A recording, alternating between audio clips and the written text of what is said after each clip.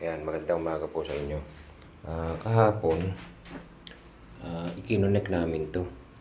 Itong isang to. So, second floor po ito, no?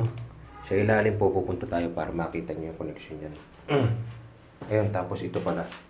Ito may butas po yung tubo. So, andirin yung butas. Pinutol na namin at isinalpa ko na itong coupling. Ito yung magsisilbing pinakabutas ng floor drain ng shower.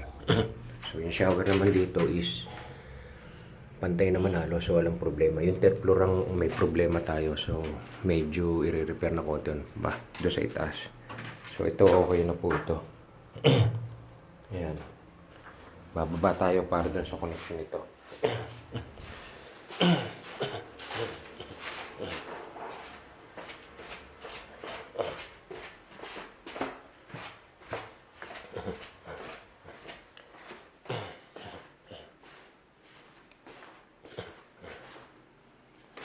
So, ayan po. Bali yun. Yun nahuli. So, ikinonekta ko na. So, natapos naman namin kahapon. Ang isinunod naman namin ay ito. Ito. Kasi ito po, sira pa. So, ayan. Okay na po yan. Ayan. So, ito po, putol dito. Yung dati. Ang ginawa ko, idiniretso ko na. Kasi ano to ventilation. So, nakita ko, itong sa gitnang to is ventilation din. Kaya, ang ginawa ko, ikinonekta ko na siya. Idinugtong ko na rin. Tapos, yung ibang parte dito, hindi pala naidikit nung dating gumawa nito. So, tinignan ko na lahat. Okay na po yan. Dinikit ko na. Marami dyan ang hindi po nakaayos. Tapos, yan. Yun ang po linya natin. Ito yung sinasabi ko. Babaguhin po natin.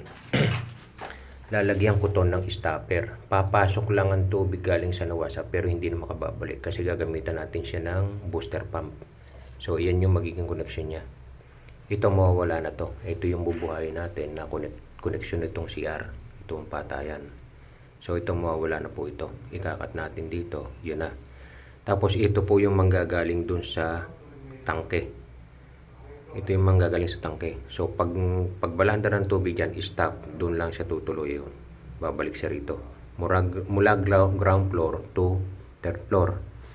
So, dito ko na rin balak na lagyan to ng connection papunta rito sa kusina. So, ito po yun. Which is naka-block pa siya nung ating mga gamit sa mga cabinet.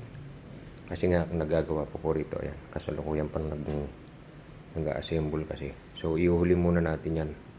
Sasabihin ko muna kay engineer na maglalabas ako ron ng dito ng tubo ng nawasa o galing sa tangke natin para kumunik sa lababo rito. Meron daw dito Tapos dito is